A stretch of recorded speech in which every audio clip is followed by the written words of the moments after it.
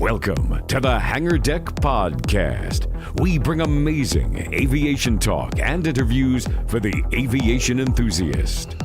You are listening to www.thehangardeck.com with host Pitchlock Pete and the Hangar Deck crew. This show is brought to you by Leading Edge Aviation Consultants. Pre-flight is complete and the crew is strapping in. Stand by for Pitchlock Pete and the Hangar Deck team at the Hangar Deck Podcast. Welcome to this episode of the Hangar Deck Podcast.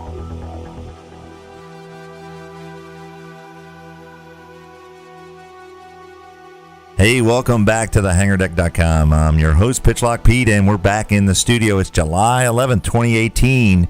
What a summer, man. We crushed the numbers in June this year. We just crushed it. I mean, we put a podcast out, I think, twice a week, except for maybe the last week we had some hurdles there. But we reached 100 episodes. 100 episodes in 4 years. That is the next episode we're going to launch. Of course, if you're listening to this, you've already listened to that. So episode 100 is our 100th anniversary episode. We have some great guests that came on the show to congratulate us. And, you got to give it up for John Mazza and all those guys down in Virginia Beach.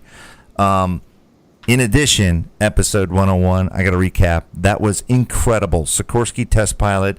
We talked to him. If you're listening to this episode and you haven't listened to the Sikorsky test pilot episode, go back and listen to it. It's incredible. So here we are in studio. It's, I'll tell you, East Coast time at 6 p.m. We have an author. We have a veteran, a historian, a photographer, and a drone pilot. And it's just one guy. So we're going to welcome Mr. Ken Murray here tonight. Ken, how are you?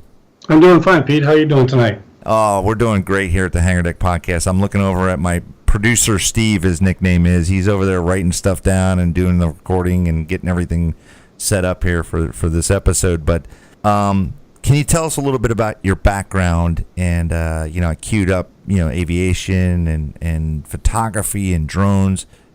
Tell us a little bit about your background with aviation and photography. You bet. I'll start way back from the beginning. I was born and raised in Hudson, Iowa. It's a small town in northeast Iowa. And my parents had a newspaper, small publishing business there in our hometown of Hudson. And so I worked my way through junior high, high school, and college with them, shooting and writing for them for the paper and that sort of thing. And that's really where my love for photography began. I especially like shooting sports and that sort of thing, but I also had a love from aviation from a young age. And so as I progressed, graduated from Northern Iowa and moved down to Austin, Texas for about a year, just a little under a year. And I was out to lunch one day and I saw two RF-4s out of Bergstrom fly overhead in formation, and just, F-4s, they were nice. Thundering across the sky, and I was like, my God, I wonder what it takes to do something like that. So I hopped in the car to head back to work, and I drove right by an Air Force recruiting station on the corner. It was like sitting right there by the Walgreens or the CVS pharmacy, So I thought, I'm going to pull in and see what's up. So I pulled in, talked to him for a few minutes, and just said, hey, here's who I am, got a degree, I'm working here in town, blah, blah, blah. He's like, hey, yeah, you need to take the AFOQT, see how you do on that, and then we'll go from there. So, okay. So I took the test, did fine on that. He calls me in, he says, yeah, we got a nav slot for you. So I said, I wanted to go to pilot training, but I'll take the nav slot, and I'll just cross-train later type thing. There you go.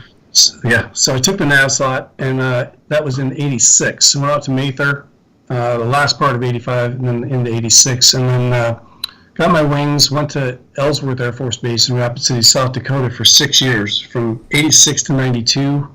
Got my MBA while I was there. First sign of war that I ever saw was flew the night. We went down and got Noriega for Operation Just Cause in December of, must have been 87, I think. So maybe 89 maybe. Probably around 89. Anyway. But what were you navving on? KC-135R air refueling tankers. Okay. So we had the new engines, big engines on them, and so hot and heavy into the air refueling portion of it. I did that for 6 years. After Just Cause, also went over to Riyadh to Prince Sultan Air Base there in Riyadh, and flew in Desert Storm. 38 combat missions there, drug F-117s on 11 separate sorties out of 38. And we got that taken care of. And then I left Ellsworth, and the BRAC had come through, the Base Realignment and Closure Commission had come through, and they were shutting down bases to save some money, and they were shutting down Mather, which is where the nav school had been since its inception. So I was selected to be one of the 8 initial cadre to go down to Randolph and set up the nav school to receive it from Mather after it closed. So I went down there and helped them set that up, and taught there from 92 to 96 for 4 years. And then went back to the tanker up in Wichita, Kansas at McConnell Air Force Base. Okay. Had a good time up there. Deployed over to Mildenhall, England for Operation Allied Force, where we got Milosevic. And then after that, went to Randolph again, and that was for a headquarters tour. Did a headquarters tour there for 3 years, and then was also editor of Torch magazine in between there for a year. That's at Randolph as well. Oh, nice.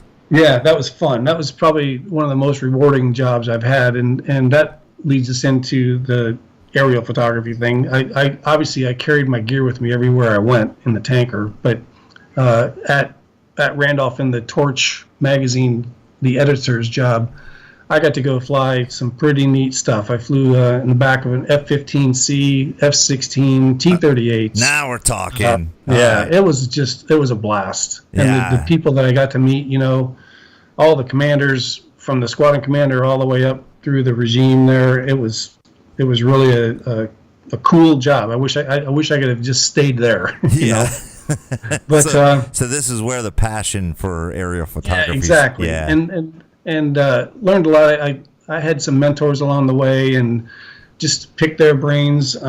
Had some stuff published, and even had images published there with Torch. Had a few covers and that sort of thing. But that was just a very enlightening job for me. At Torch, Ken, at Torch, what was the most memorable shot you took while you were there? I'm sure you took so many, but which one stands out in your mind as like the most awesomest picture you've ever taken?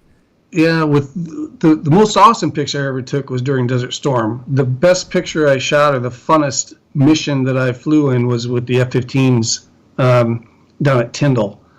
And man, that was just so much fun. Just tight formation, and back then we were still shooting Kodachrome film too. I was shooting slide film. Oh, really? Yeah, we hadn't converted to digital yet. In fact, I didn't convert until 2006. So It's only been 12 years ago. So do you have any shots? My brain is like moving so fast right now. I want to ask you tons of questions. That's fine. So do you have any shots of like in the vertical in an F-15? Oh yeah. Yeah, the whole regime. Then we'd split up and we'd go head to head and just fly for a while where there wasn't really another airplane to shoot. And so I'd take some of myself with selfies with the wide angle and that sort of thing, trying to get various backgrounds and that sort of thing. It was really a fun experience. It's something I'll never forget. That's awesome. Blast. That's crazy. I love it. I was in the same campaign that you just described back in '96. Yeah. Flying out of Sigonella, Italy, in the P-3 Orion, over the same areas that you were engaged in.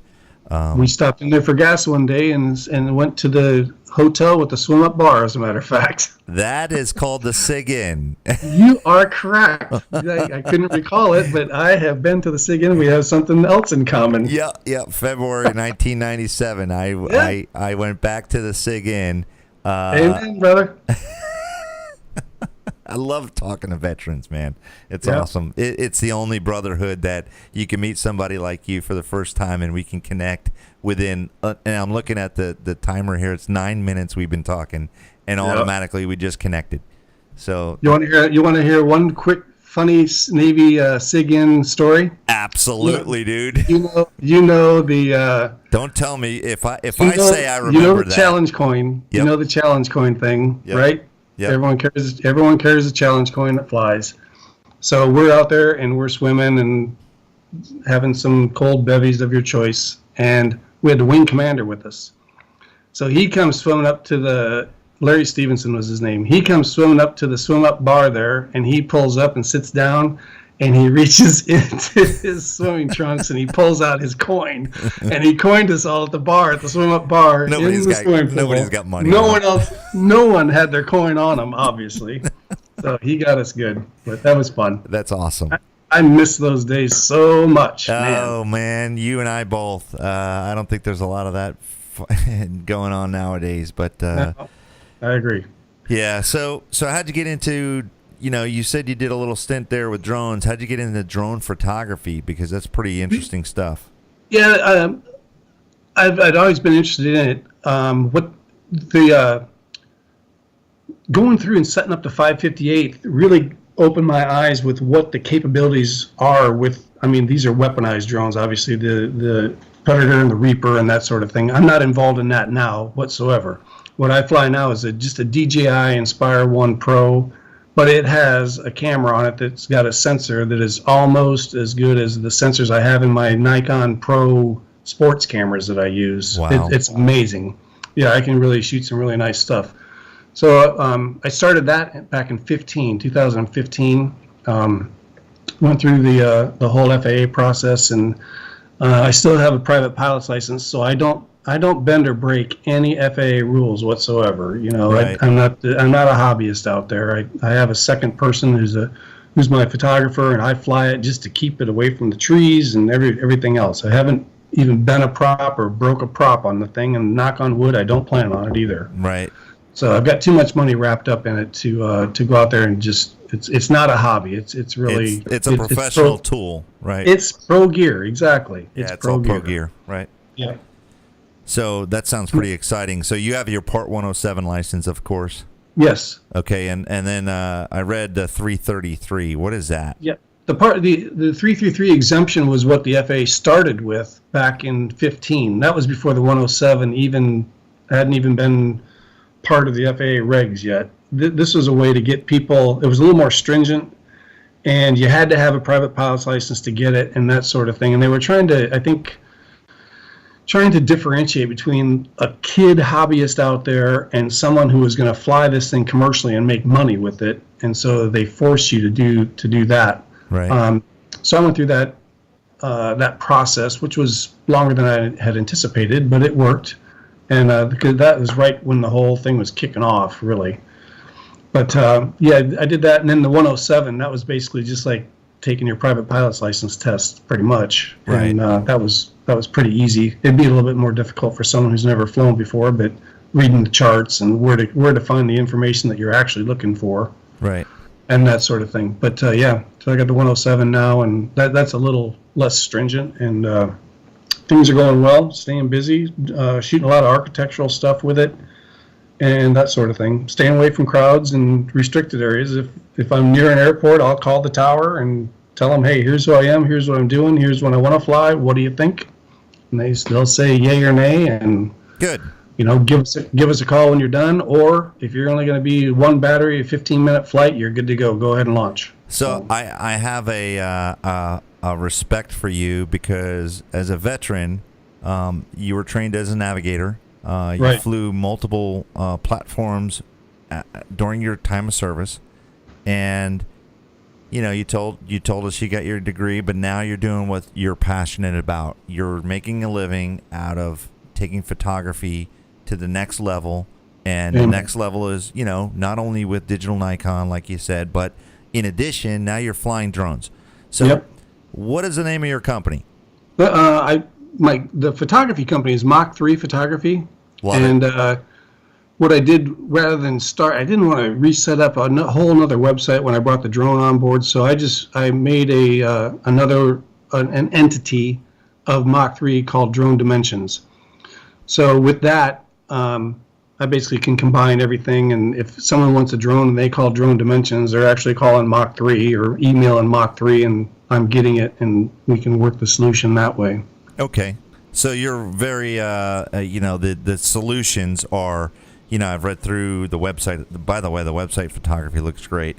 Thank you. You're welcome. The solutions are a lot of real estate. A lot of people love aerial drone photography and real estate. So, and then you just mentioned architectural stuff. What other things do you do with this drone? Drone wise, that's pretty much it. Obviously, the scenic stuff. If I can get, I'm always looking for the perfect sunsets and that sort of thing. If I'm out on the road and I have it with me, maybe coming back from a job, and I see, hey, that sunset's going to be awesome, and then I'll start looking for, the cityscape in the background, where I can launch in a park if there's no one in it, and it's good airspace, clean airspace. I'm always looking, always thinking about that sort of thing. That's awesome. That's awesome. All right, so you're listening to The Hangar Deck. It's July 11th, 2018. We're talking with Mr. Ken Murray, veteran, author, drone pilot, and photographer. We're going to be right back after this short message at The Hangar Deck. Aviators Hotline has been bringing buyers and sellers together for 39 years. The aviation community has come to rely on them to assist in the buying and selling of single, twin, and turboprop aircraft, as well as parts and services. Published monthly in print and digital format, Aviators Hotline is positioned to be your true marketing solution with multimedia options. Visit aviatorshotline.com or aircraftforsale.com for more information.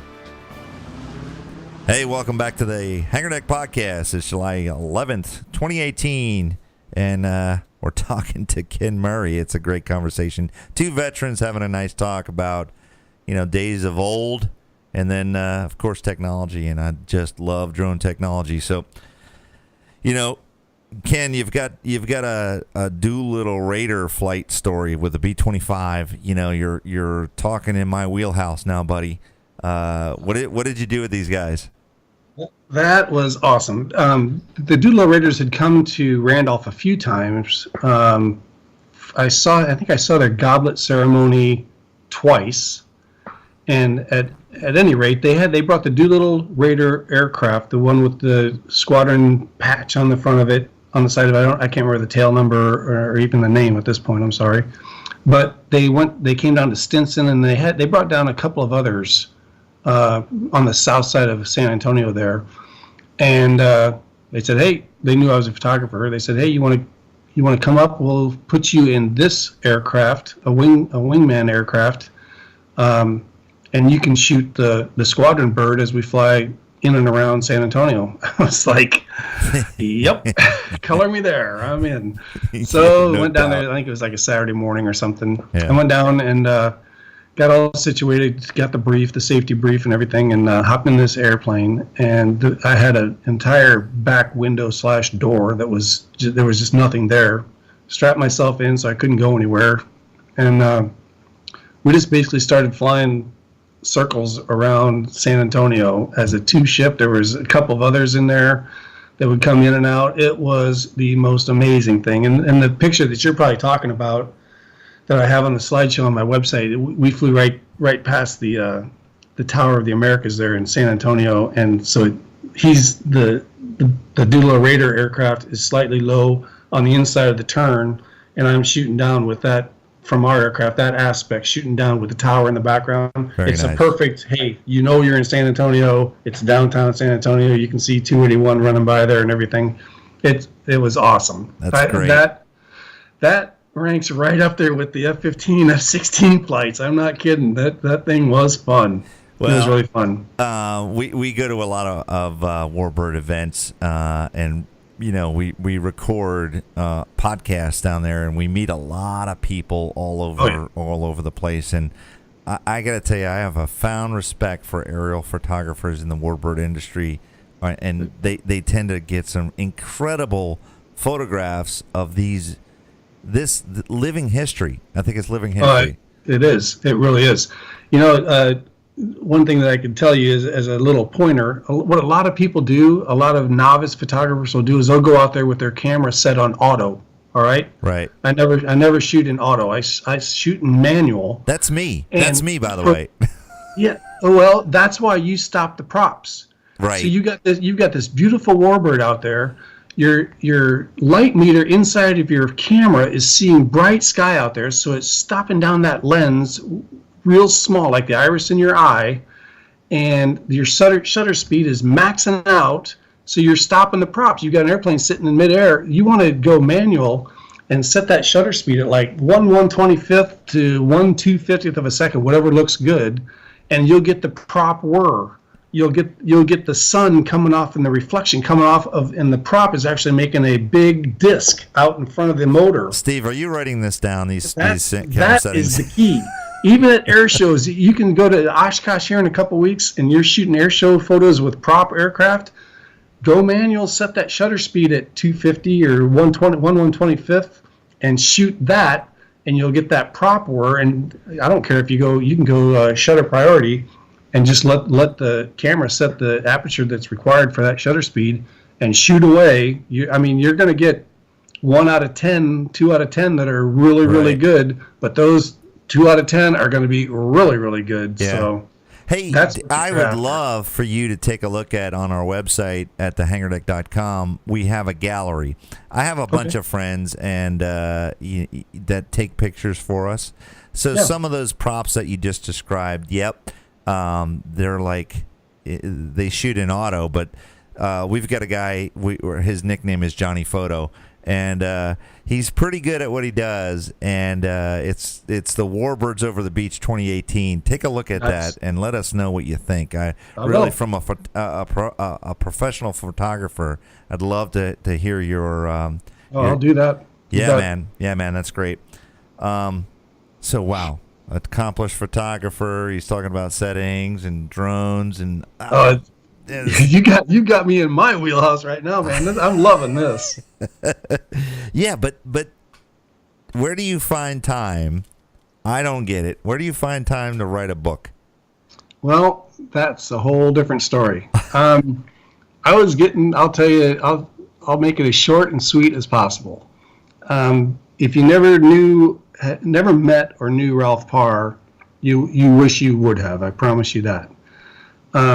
I'd known him for about 7 years, and I was getting ready to retire. I'd heard his stories for 7 years, and you just sit there, at the Auger Inn down there in the basement bar at Randolph at the O Club. Love it. And you start listening to these stories, and your jaw drops, and then he adds something else, and your jaw drops further, and you're going, and then what'd you do? Yeah. And then what were you thinking? Yeah. And it was like, oh my God, this is like book material, man. So you just picked up and ran with it. Exactly. And he was such a humble guy. He died in 2012. Once the book was written, thank God.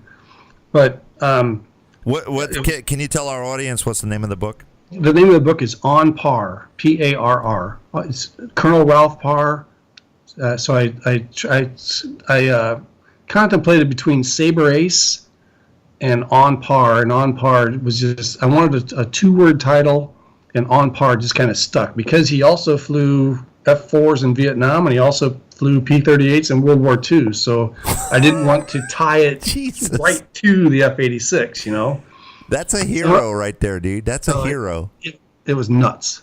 It was really nuts, but hear no story. So anyway, I'm getting ready to retire in 2010, and 206, Ralph had just left. He was going back to his assisted living home, and 2 retired 06s, Ed Pickerel and Wayne Smudge. It's Pick and Mudge, or Pick and Smudge are the call signs. These guys came up to me, and we were standing there talking at the table, and I'm getting ready to head out, and I said, man, someone's got to write his book. He's got so many stories, and he's not going to be around that much longer. And they said, well, they're standing there, you're getting ready to retire. You've got the time. You've got the money. Right. Why don't you do it? And I was like, oh, man, that is quite an undertaking there. I've got some writing experience, but holy cow. So I said, let me think about it. So I came home and discussed it with my wife and said, most of us are all type A personalities anyway. If you're in it, you're in it. Right. You know, you're 100% to the wall. I understand that. I completely get it. So it's like, you know, a GS job, something like that, that can't happen. I'm going for this. And she's like, if that's what you think you want to do it. So I waited until Tuesday, and I called him at his assisted living home. And I said, Ralph, it's Ken Murray. He says, yeah, how's it going? I said, good. So today I was talking to Smudge and Pick Friday night, and we all three determined that it is time that someone tell your story and in book form. And he's like, said, you mean we're going to sit around and we're going to talk about flying and airplanes for hours on end, and you're going to tape record it, and then you're going to go back and regurgitate that in a Word document and formulate a book? And I said, yep. And he sat there and he goes, I'm in. I said, okay. So I live in Houston now. I moved over to Houston for my wife's job, and I drove over. It's about a 3-hour drive over to New Braunfels, San Antonio, New Braunfels. And I drove over there and back 19 times. And I drive over on like a Wednesday and leave here like at 7 or so, get over there at 10, talk to him for a couple hours until lunch, and then set up a time for the next morning. Do it Thursday morning, and then Friday morning, go to the club Friday night, come home the next day. So we did that 19 times. Wow. And I would come back, and then over the next week or two, I'd have like 3 pages of questions. But as we got into the questions, it's kind of like you. As you get into the questions, you as an interviewer, Yep. you're like, then what'd you do? Yeah. Which is nothing written down. You don't have those in your questions. It's No. Well, then what was going through your head? And what do you think he was going to do next? And that sort of thing. And then it was just kind of putting it all together. Once I had everything, putting it all together, formulating it into chapters, into a flow that I had in mind.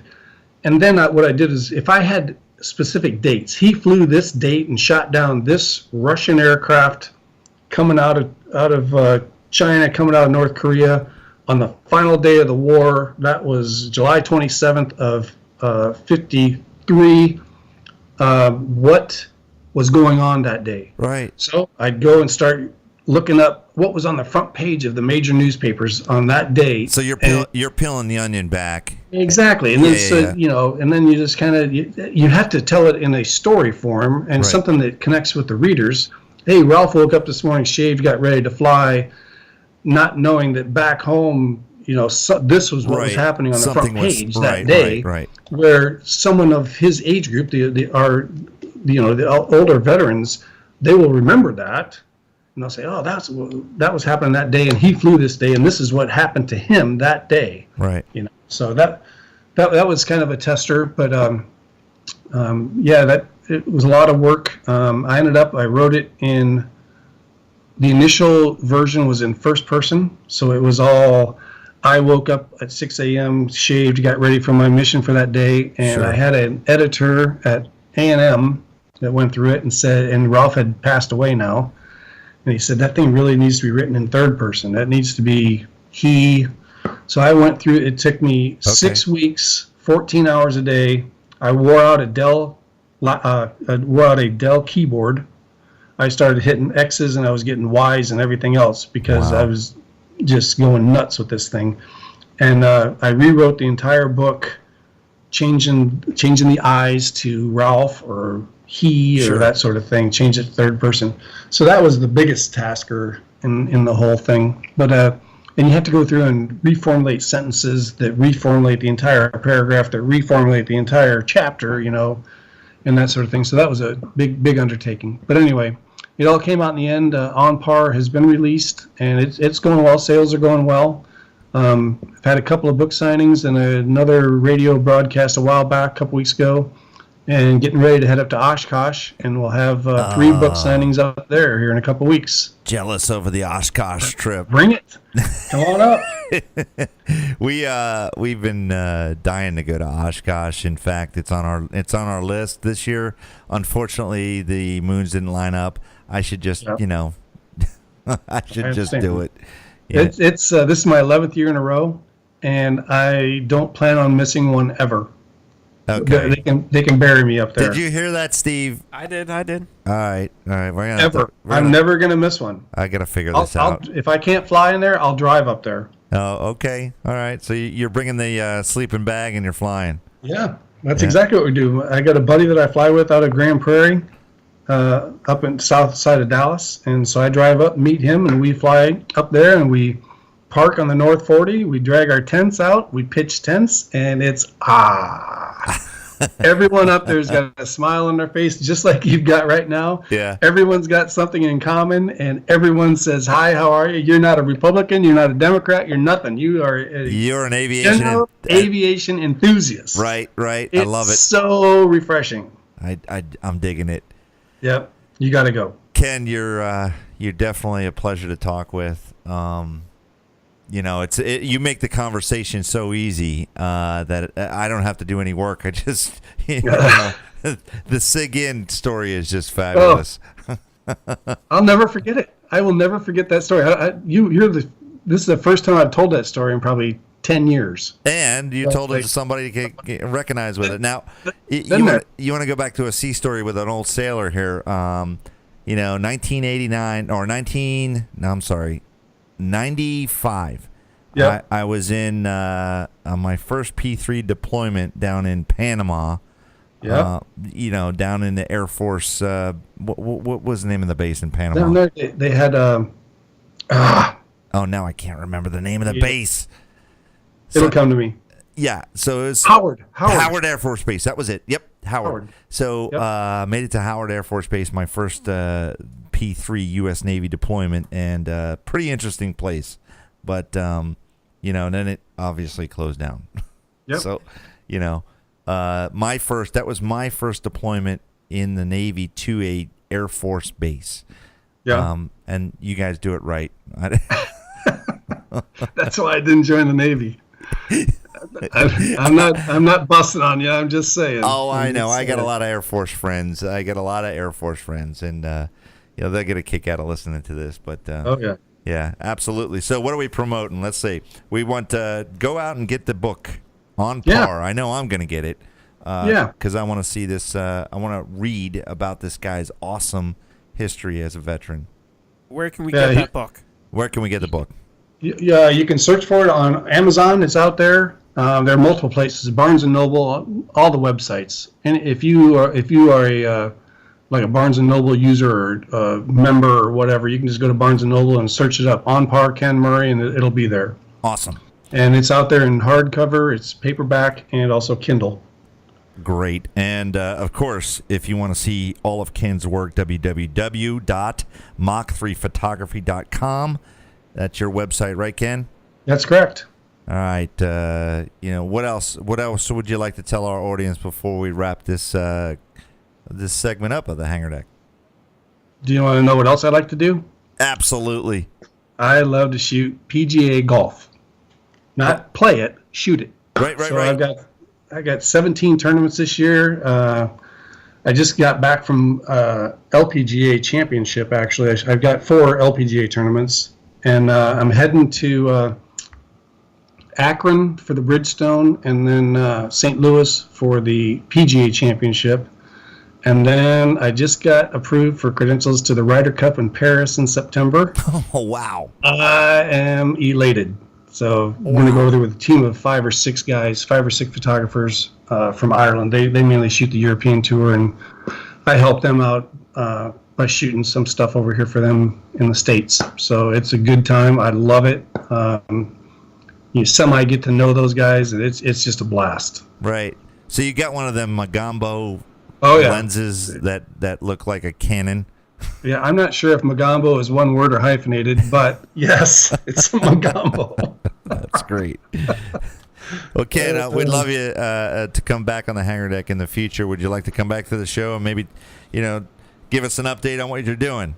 Most definitely. I'd love to. I'd love to recap after you go to EAA Oshkosh. Yeah. If you take some photos up there, which I know you are. Yeah. I'd love to talk to you about your experience after Oshkosh. Yeah, it's a good time. You got to go. Just buy an airplane ticket and get out there. You heard it. All right. Well, bring a tent and you can. I don't care if you pitch a tent next to us. I don't care. I'm gonna hitchhike. I got the the commemorative Air Force Dixie Wing. I got a lot of friends down there in Atlanta, and these guys want me to go up there. They said pitch a tent right next to our airplanes, and we'll talk airplanes all weekend. I'm like, or all week. I said absolutely, but my 12-year-old and my 9-year-old might not. I understand. So we're working. They'd love it too. Yeah, they would really go nuts over it. It's a good time. But the buddy I fly up there with, Jack, he flew in a B-17 last year. His wife gave it to him for Christmas. And you want to talk about not being able to wipe a smile off of a man's face for the whole week. Yeah, I'm not kidding. I have not flown a B-17. I would love to, but I think that made his life. Well, he was elated. Yep. EAA has the aluminum overcast B-17. Yep. Those guys were down at the Atlanta Warbird weekend last year when we did the interviews with the Tuskegee Airmen. Go check out that episode if you want to hear about our discussions with the 75th anniversary of the Tuskegee Airmen down there in Atlanta. But aluminum overcast, those guys at EAA are the bomb. They are. They really are. It's a great week. All right, well, Ken, thank you very much for joining us. Go check out Ken once again at Mach3photography.com. And for me and producer Steve, I got to say thank you very much, Ken, for joining us. Thanks for having me on, Pete. I really appreciate it. Steve, take care. Thank you. All right, so this episode of the Hangar Deck Podcast is a wrap. We'll see you next time.